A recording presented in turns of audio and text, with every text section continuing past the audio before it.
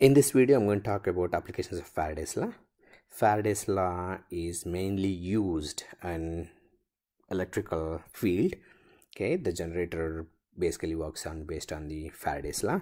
Transformer works based on the Faraday's law. Metal detectors works based on the Faraday's law. Now, what is Faraday's law?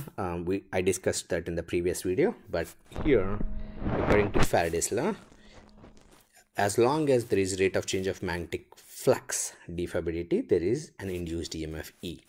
Here phi is the magnetic flux, n is number of turns. Probably your textbook is representing, instead of phi b, phi m. I'm going to use phi m as for something else, so I don't want to get confused. I don't want you to get confused, so I'm using phi b, magnetic flux. N is number of turns.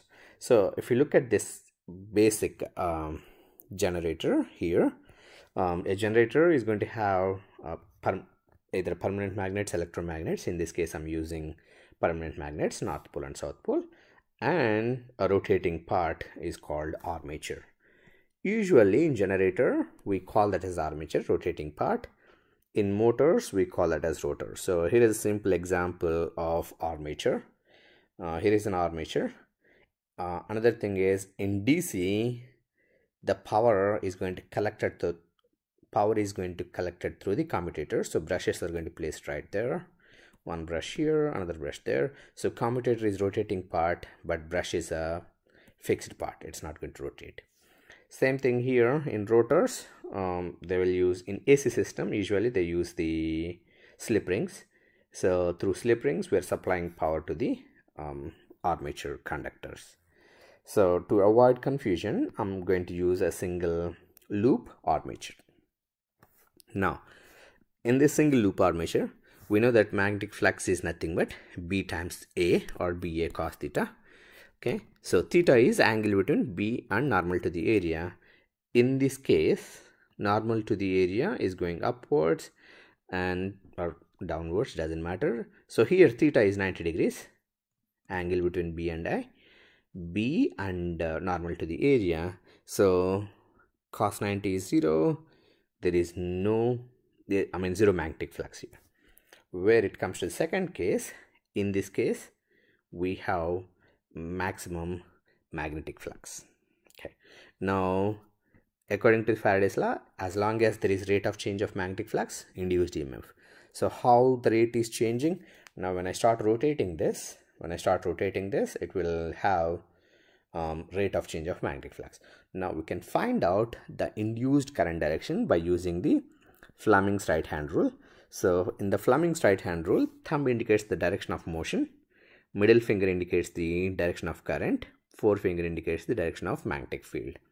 So here in this diagram, or here, so look at here, magnetic field is going in this direction. I'm going to talk about conductor A right there. Here is conductor A. I'm talking about conductor A. This is the magnetic field direction. Now conductor is moving upward. So if you place your right hand forefinger in that direction, and forefinger in the direction of magnetic field, and thumb in the direction of motion, you can see the current is going in this direction. Current is going here, coming out there.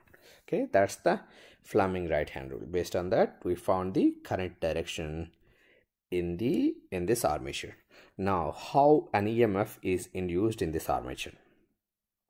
Now, we know that E equal to minus n times d/dt. That's the Faraday's law. Phi is BA cos theta. Now, theta, I'm going to replace that with omega t, where omega is angular frequency, okay, or angular velocity. Okay, 2 pi f is the frequency. I can say frequency equal to 1 over time period. Okay, frequency t is the time period. Time period is time taken to reach one cycle, to finish one cycle. Okay, time period. Okay, now if you look at this circle, say this is 2 pi radians, right? 360 degrees. Now, time taken to finish one circle, t, is t seconds. Let me take that as 1 second. Okay, so 300 to finish 360 degrees, it took me 1 second. So 360 divided by 1 second. Now time taken to reach this point took me 0.25 seconds. I know, I mean, it's not exactly scaled. I mean, let me take this as 0.1 second time taken. So I can say 360 divided by 1 second times 0.1 second, that will give me the theta in degrees. So what I'm saying, I can replace theta with omega t. So phi equal to BA cos theta, induced EMF E equal to minus n times d phi by dt, minus n times d by dt BA cos omega t. Okay, BA are independent of time, so I can pull them out. D by dt of cos omega t, after differentiation, I'll end up with omega a b n times sine omega t, okay, or sine theta. So this omega a b n, I can represent that as E maximum value, E max sine omega t. So induced EMF E equal to E max times sine theta or sine omega t. So here omega t or theta is angle between B and normal to the area.